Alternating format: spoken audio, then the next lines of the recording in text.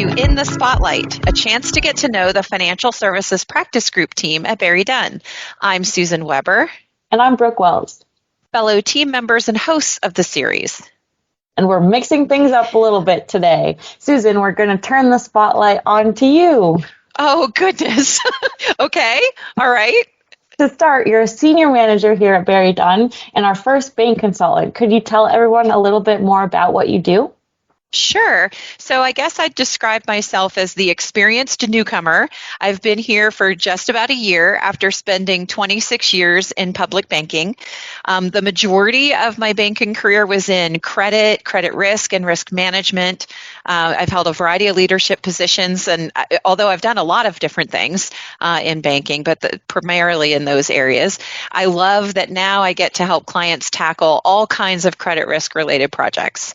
And I do work primarily with all kinds of financial institutions, but I would say that a lot of the risk management challenges and solutions that we work with can be universally applied. You've quickly become a well-known CECL expert. Could you talk a little bit more about that? Yep, it definitely feels like not a day goes by we don't talk a little bit about CECL. Yes, well, we're helping institutions with everything from project managing their CECL implementation to helping explain and document their model, including policies, procedures, and controls, to providing board education sessions. And we've really been extremely busy with methodology reviews and model validation projects. I am literally getting calls and emails every day. This work is probably work that will continue as people get more experience with their model and with vendor performance in real time.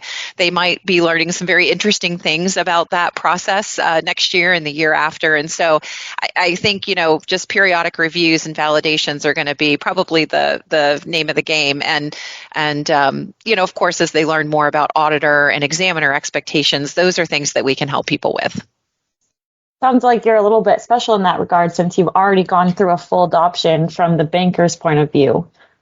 Well, I suppose that's true. I do think that gives us a distinct advantage because I've been able to see all sides of the equation. I've experienced that in real time, right? Bank, board, vendor management, auditor, and regulator.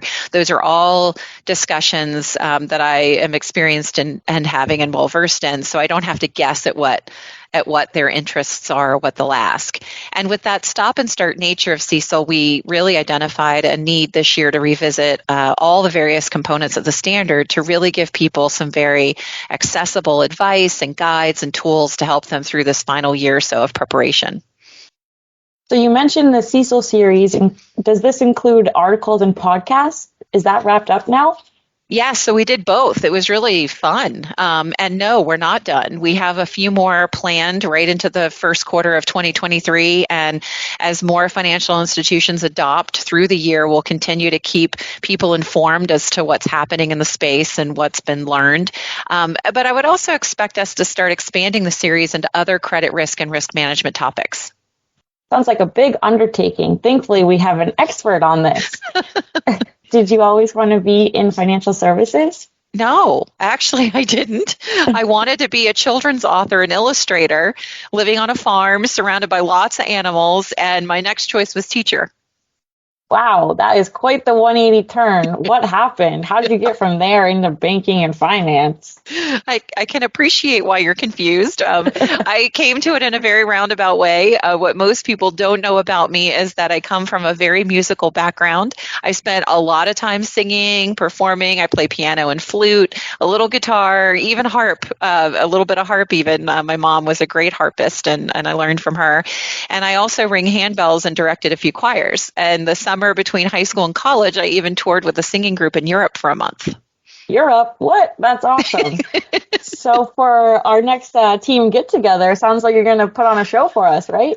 Oh gosh, I don't know. I don't think anyone is ready for CECL the musical, but as I was always really good at math too, I I just think about that, I'm thinking about complicated things and then trying to explain them to others in high school. Some of our classmates used to find my best friend and I in the library before school, and we'd help them with math homework, things like that. So I've always sort of had this math art combo my whole life. And when I was graduating college, I felt like banking would be good for me, right? A real life experience and set of skills, something to start my business career with, and a way for me to kind of do all of that, right? Teach, coach, credit management is part art and science. I get to publish content, and I do actually live on a farm, though pets are our only animals, and that's plenty for me.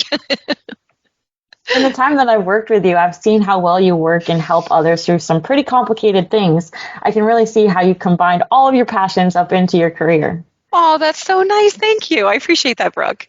So, Susan, what's next? What else are you working on? Oh my goodness, we're always working on something. But I guess if I were going to give an example, one major example that we're very closely monitoring is what's developing in the ESG space. And so ESG stands for environmental, social, and governance.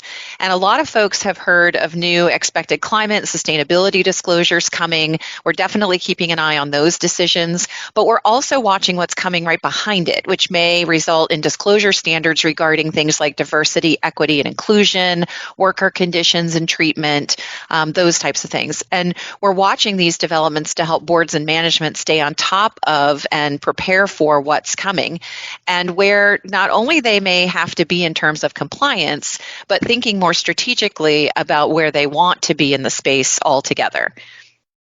Sounds like a lot of things are in the pipeline. Well, it was so fun getting to shine the spotlight on you today, Susan. Before we go, are you ready for a quick accounting joke? Oh boy, is anybody ever ready for a quick accounting joke? I don't know. All right, I'm ready. I'm prepared. How does Santa's accountant value his sleigh? How does Santa's accountant value his sleigh? It seems like this is something I should know. Let me think. I don't know. With net present value. Okay, I see why you picked that one for me. That's awesome. All right, on that note, thanks everyone for joining. Be on the lookout for more of your favorite professionals in the spotlight.